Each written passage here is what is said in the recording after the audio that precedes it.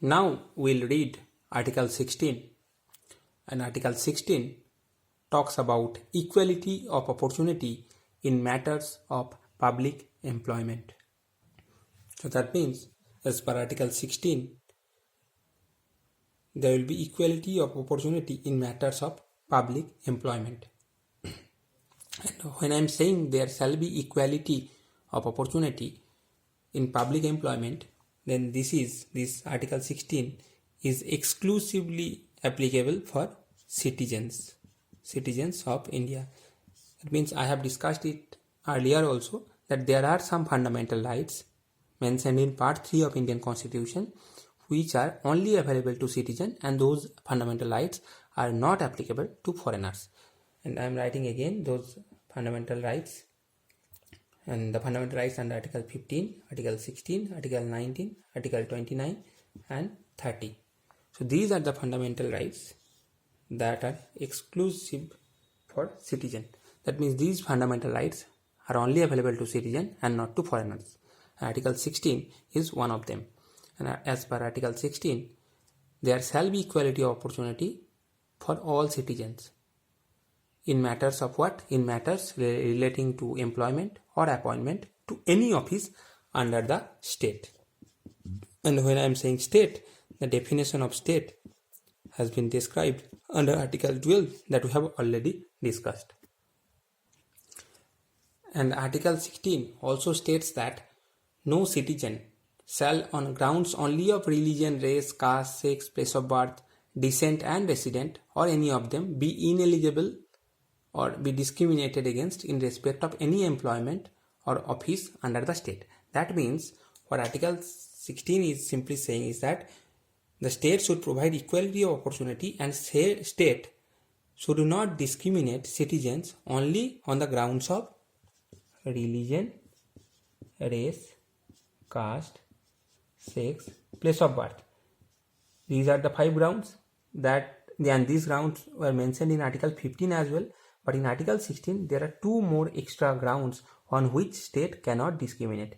And so 5 grounds which are similar to Article 15 and Article 16 are religion, race, caste, sex and place of birth. And in Article 16, there are 2 more grounds on which state cannot discriminate citizens. And those 2 grounds are descent and residence. That means on these 7 grounds, the state cannot discriminate citizen on matters of public employment. But there can be other 8th or 9th valid ground. And what can be those valid grounds on which state can discriminate you, that we have already discussed when I was teaching you Article 15. For example, in an examination there can be a limit on age, or in an examination obviously there will be some cutoff. If you do not qualify the cutoff, you will not get public employment. So there can be valid discrimination. So there can be grounds on which state can discriminate you, but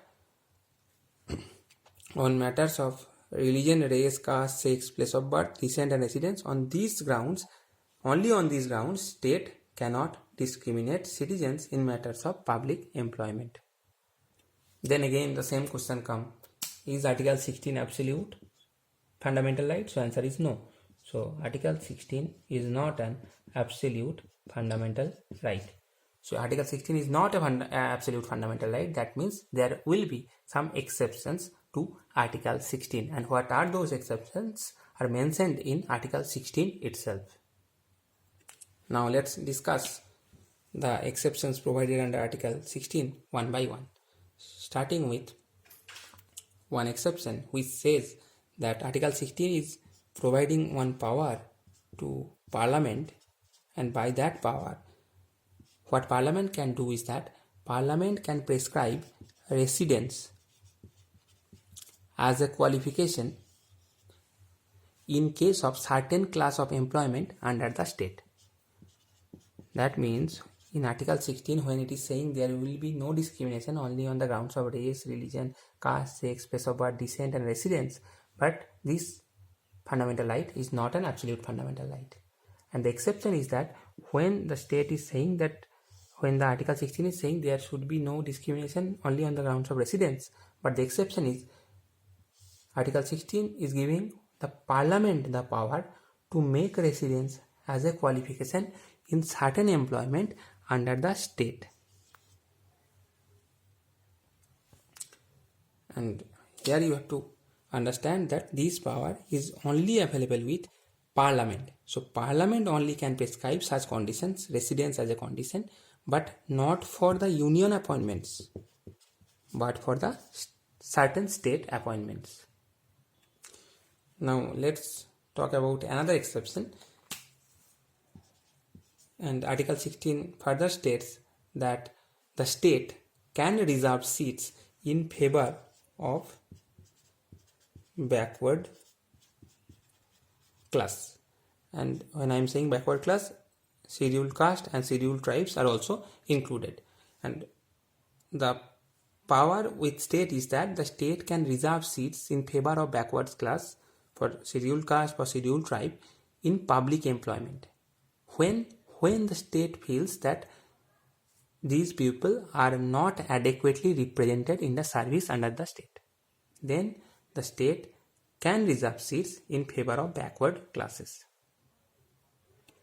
Now we will read another exception. Now when Article 16 is saying there will be no discrimination only on the grounds of religion, but there is also an exception here. Suppose there is an institution and which is a religious institution. So suppose there is a religious institution and the members of governing body of that institution shall be from a particular religion. And suppose there is a law for that. That means the law is saying when there is a religious institution, the members of the governing body of that institution, of that religious institution, shall be from a particular religion.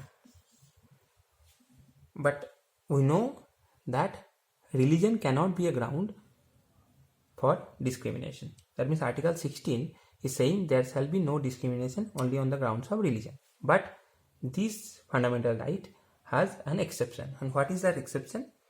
There can be a law which can state that in a religious institution, the members of the governing body shall be from a particular religion. So this is an exception to Article 16. And there is another provision in Article 16 which states that the state can make special provision or can make reservation of appointments or posts in favor of economically weaker section. So that means the state is permitted to make provisions. State is permitted to make reservation, and this reservation for economically weaker section up to 10% in favor of economically weaker sections of citizen. So this is Article 16 of Indian Constitution. Now we will read Article 17. So now Article 17, and what this Article 17 is talking about? Article 17 is talking about abolition of untouchability.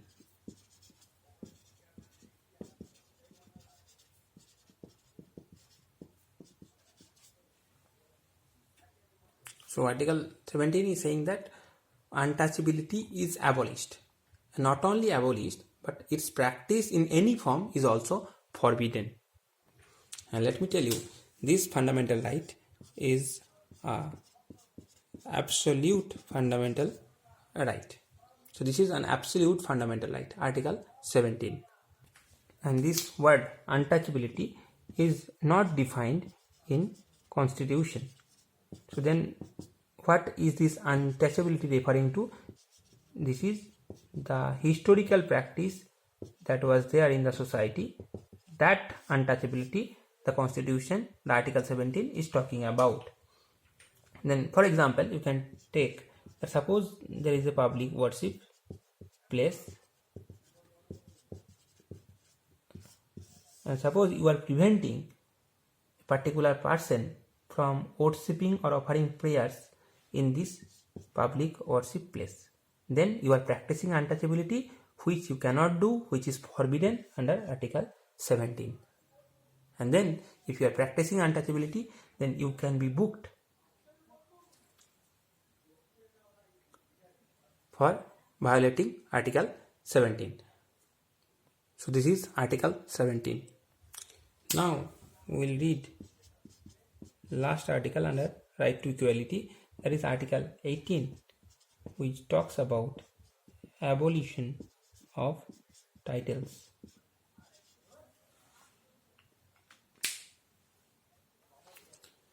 Article 18 is stating that no title shall be conferred by the state. So no title shall be conferred by state, but the exception is that academic distinction and military distinction, those are allowed. It means doctors, engineers, those are allowed. So apart from academic or military, no other titles shall be conferred by the states. And Article 18 also states that no citizen shall accept any title from a foreign state. So the citizen shall not accept any title from any foreign state. This is not allowed under Article 18 of Indian Constitution. Now suppose there is a person who is not a citizen of India. There is a person who is not a citizen of India. But this person who is not a citizen of India is holding any office of profit or trust under the state. So what I am saying, suppose there is a person who is not a citizen of India, but that person is holding any office of profit or trust under the state. Then that person also cannot accept any title from foreign state, but he can accept with the consent of president. That means, in other words, without the consent of the president, this person who is not a citizen but holding an office of profit or trust under the state is also forbidden to take any title from any foreign state. Now the question is, every year we see that Bharat Ratna, Padma Vibhushan, Padma Shri, these awards are given to various individuals by the state. Then is it not violation of Article 15? So the answer is no. This is not violation of Article 18, because when the state is giving various individuals Bharat Ratna, Padma Vibhushan, Padma Bhushan, Padma Shri, then these are not titles under the definition of Article 18. These are, you can say, awards. We are recognizing the talents of various people. We are recognizing the contribution of various people. So we are only recognizing merit. We are giving credit to the merit. We are not giving them title. We are giving them awards for their contribution, for their merit. So these are not prohibited under Article 18 because these are not titles under Article 18.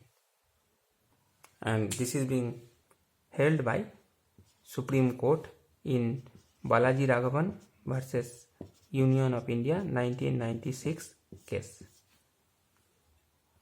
But then court also held one thing, that those who are getting these awards, then those individuals should not use these awards as suffixes or prefixes to the name of awardees. That means they should not use these awards as title to their name.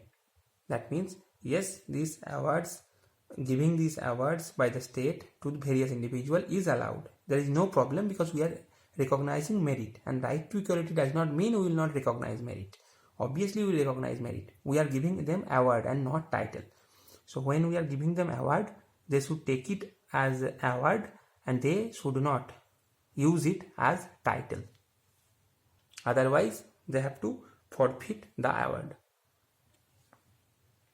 And if we trace the origin of this national award, then these national awards were first time instituted in India in the year of 1954 when Jawaharlal Nehru was the Prime Minister.